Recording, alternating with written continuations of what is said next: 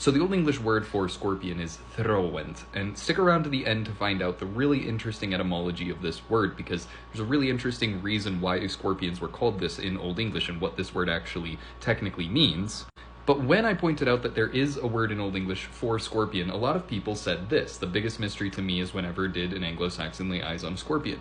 And please, nobody feel talked down to. I understand that this is a really niche field of study, but I'd like to explain how the Anglo Saxons absolutely knew about and interacted with scorpions, even if scorpions didn't live on the British Isles at the time that the Anglo Saxons were there, which is sort of between, the middle of the 400s CE and the end of the 1000s CE.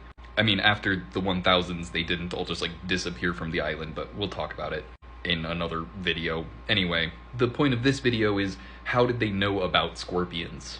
The first really important thing to point out here is that even though Great Britain is an island, Anglo-Saxon culture was not an island.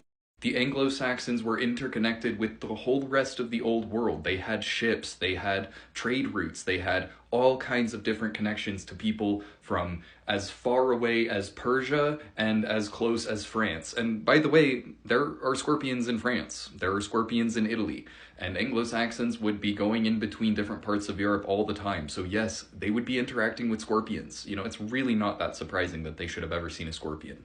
There are no native scorpions to Great Britain. There are scorpions in the far southeast of Britain today in Kent. There are scorpions there because they were introduced in the 1800s through shipping routes. There weren't any that I'm aware of during the time that Anglo-Saxons were there, but they did have these different trade connections. Like this map behind me, I know there's a really low quality image of this map, but this is the Cotononia map, or the Anglo-Saxon Mappa Mundi, it gets referred to as that, and this is a map that was produced at the very end of the 10th century or the very beginning of the 11th century, and it is a map of the whole world as the Anglo-Saxons knew it, and it's actually a rather scientifically produced map, right? A lot of the time, medieval and early modern maps from Europe have Europe as sort of the center of the world, and Europe is the largest continent, and then everything else is built around it, whereas this map shows a way more proportionally accurate depiction of the British Isles and the rest of the world.